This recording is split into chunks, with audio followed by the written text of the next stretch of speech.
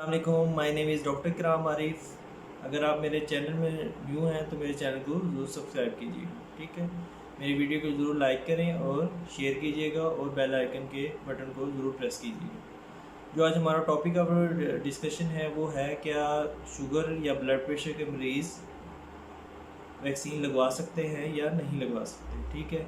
और दूसरा क्वेश्चन जो लोग बहुत ज़्यादा कर रहे हैं वो ये है कि वैक्सीन लगवाने से क्लॉटिंग हो सकती है या नहीं हो सकती, ठीक है। तो सबसे पहले हम देख लेते हैं कि जो कौन सी वैक्सीन है जिससे क्लॉटिंग होती है, ठीक है, और कितने दिन में होती है। तो बेसिकली जो ये बरतानवी वैक्सीन है, ठीक है, उसका नाम है एस्ट्राजेनेका, ठीक है। इसके मैंने प्रीवियस वीडियो में भी आपको बताया था कि बहुत कम इसके साइड इफ़ेक्ट्स देखे गए हैं, ठीक है।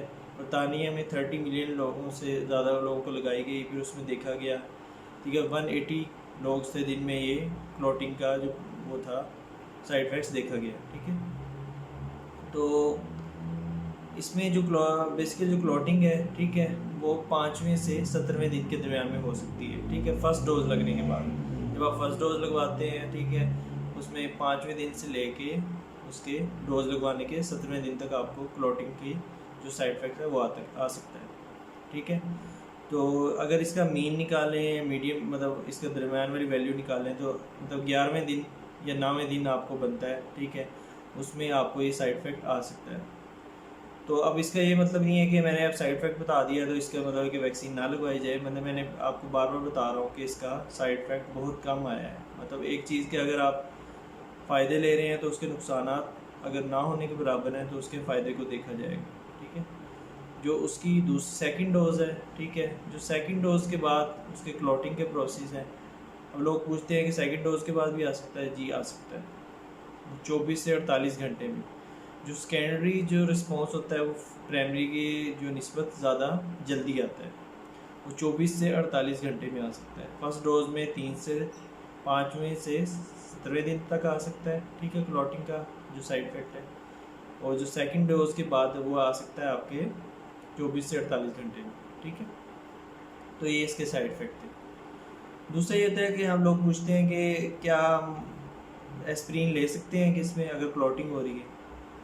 तो इसमें ये है कि आप एक चीज़ के अगर 40 ईयर से अबव हैं, ठीक है, और अगर आपको सिम्टम्स वगैरह भी आ रहे हैं तो आप उसमें एस्प्रिन ले सकते हैं 75 मिलीग्राम, या अपने डॉक्टर की रिकमेंडेशन के बाद, ठीक है। तो इसमें एस्प्रिन ना लेने की कोई वो नहीं है, ठीक है, आप ले सकते हैं। दूसरा ये होता है कि अगर जो क्लॉटिंग है उसको देखा कैसे जाए।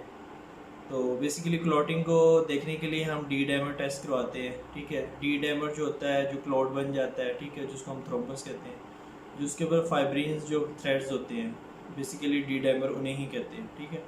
डी डैमर होता है जो अच्छी लेबॉर्ट्री है, ठीक है, उनसे आप वो जाके उसका लेवल करवा सकते हैं, ठीक है। वो आपके ब्लड के अंदर जो क्लॉटिंग है उसके प्रोसेस को बताएगी, ठीक है। अगर डी डैमर ज़्यादा है तो फिर आप एंटीप्लेटलेट्स मेडिसिन वो ले सकते हैं, ठीक है। लो मोलिकुलर वेट हेपरिन वो अपनी डॉक्टर की रिकमेंडेशन के बाद आप यूज़ कर सकते हैं। दूसरा है कि क्या ब्लड प्रेशर और शुगर के पेशेंट जो है वो वैक्सीन लगवा सकते हैं, ठीक है। जी, ये ब्लड प्रेशर शुगर आपने देखा हमारी कम्युनिटी के अंदर बहुत तेज़ी से फैल रहा है। जो शुगर और ब्लड प्रेशर के पेशेंट हैं वो वैक्सीन लगवा सकते हैं, उनमें कोई साइड इफ़ेक्ट नहीं देखा गया। हालांकि ये जो शुगर और ब्लड प्रेशर के जो मरीज़ हैं वो आम लोगों की निस्बत इसके ज़्यादा डिज़र्विंग कैंडिडेट हैं, क्योंकि उनमें बीमारियां ज़्यादा जल्दी आने के चांसेस होते हैं। जो कोविड का अगर शुगर या ब्लड प्रेशर के मरीज़ को कोविड होता है तो वो इलामात बहुत शदीद आती हैं, ठीक है, तो उसमें क्लॉटिंग वगैरह भी और दूसरे आ सकते हैं सिम्टम वगैरह, तो उसमें ये वैक्सीन बहुत ज़रूरी है ताकि आप मतलब जो आपको आने वाली बीमारियों से बच सकें, ठीक है। अगर इसके मुतालिक आपके जहन में कोई भी क्वेश्चन है तो आप कमेंट सेक्शन में मेरे से पूछ सकते हैं, ठीक है, मैं आपको उसका ज़रूर आंसर करूँगा, ठीक है।